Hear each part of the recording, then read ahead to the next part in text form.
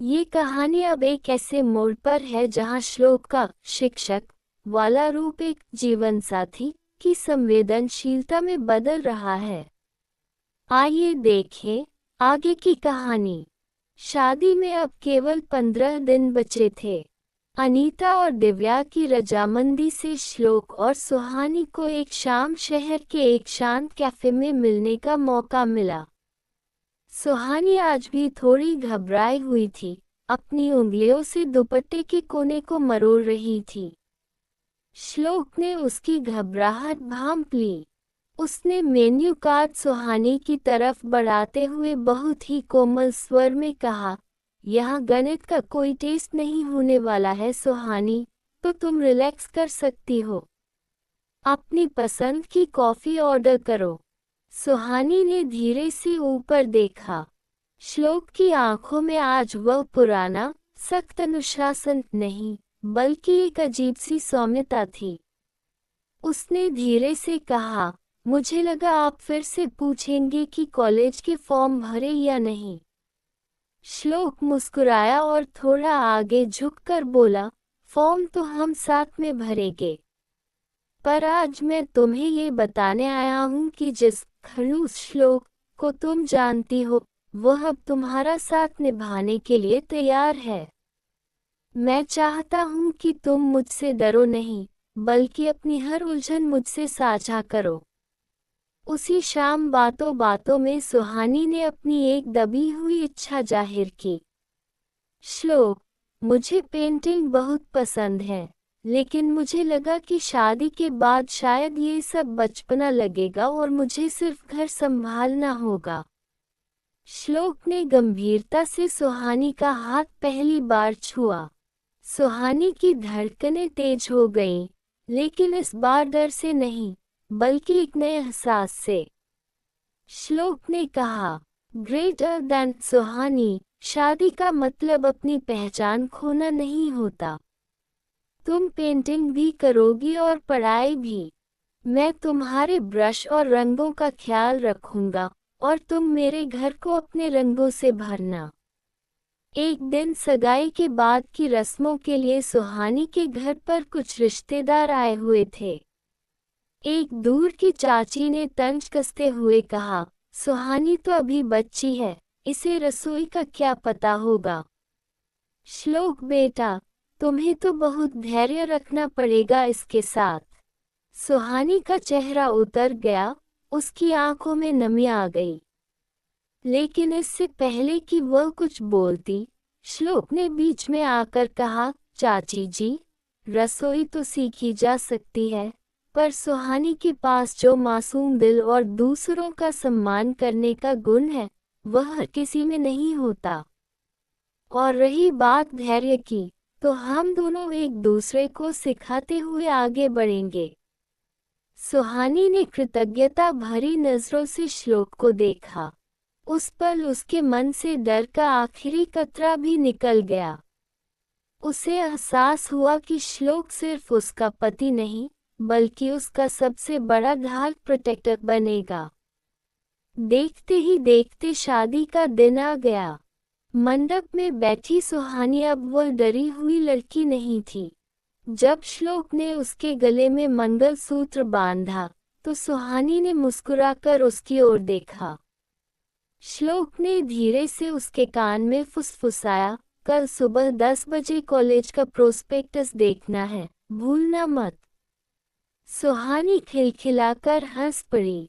दोनों परिवारों की आंखों में खुशी के आंसू थे। तारांकन आगे क्या होगा? तारांकन तारांकन। शादी की रस्मों और शोर शराबे के बाद घर में अब एक सुकून भरी शांति थी। सुहानी अपने नए कमरे में बैठी थी, जो फूलों की महक से महक रहा था। लाल जोड़े में सजी, सिर पर भारी दुपट्टा लिए वह घबराहट और मासूमियत की एक सुंदर तस्वीर लग रही थी। उसे अभी भी यकीन नहीं हो रहा था कि उसका सख्त टीचर अब उसका पति बन चुका है।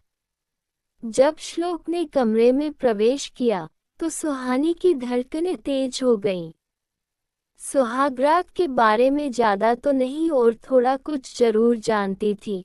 पता नहीं आज क्या होगा, उसने डर के मारे अपनी आंखें बंद कर लीं।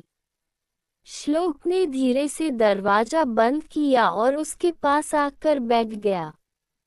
सुहानी को कांपते देख उसने धीरे से उसके ठंडे हाथों को अपने हाथों में लिया।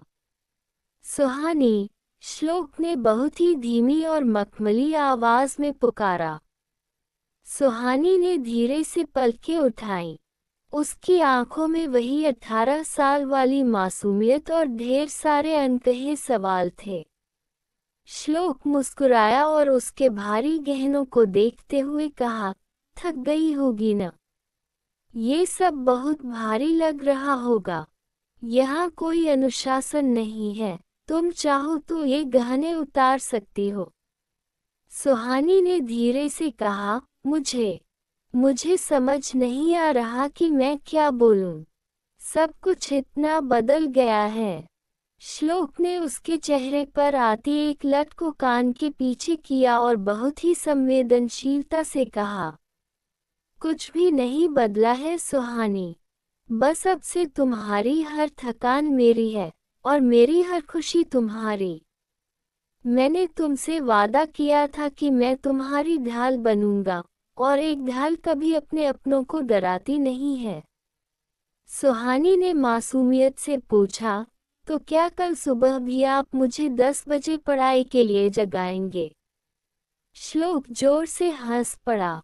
उसने सुहानी के माथे को चूमते हुए कहा, कल सुबह हम पढ़ाई नहीं बल्कि साथ में चाय बनाएंगे।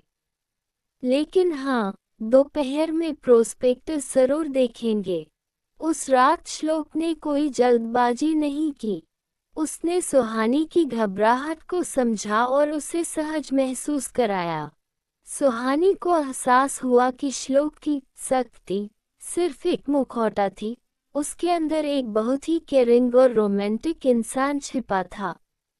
सुहानी ने धीरे से अपना सिर श्लोक के कंधे पर रख दिया और पहली बार उसे अपने नए घर में सुरक्षा का एहसास हुआ। अगली सुबह जब सुहानी रसोई में पहली रसोई की रस्म के लिए गई तो सब कुछ अच्छा था। लेकिन तभी श्लोक के फोन पर एक मैसेज आया जिसने श्लोक के चेहरे की शिकन बढ़ा दी। कॉलेज की एक पुरानी दोस्त तारानकन नताशा तारानकन, जो श्लोक को पसंद करती थी, शहर वापस आ गई थी। उसने मैसेज किया था, तारानकन, सुना है तुमने अपनी ही पड़ोस में रहने वाली उस सुहानी से शादी कर ली। क्या तुम वाकई एक बच्ची के साथ घर संभाल पाओगे? कल मिलते हैं कॉलेज की कैंटीन में। श्लोक ने फोन जेब में रख लिया, लेकिन सुहानी ने उसकी आंखों में आए वो हलचल भांप ली। तारानकन अगले भाग में। तारानकन।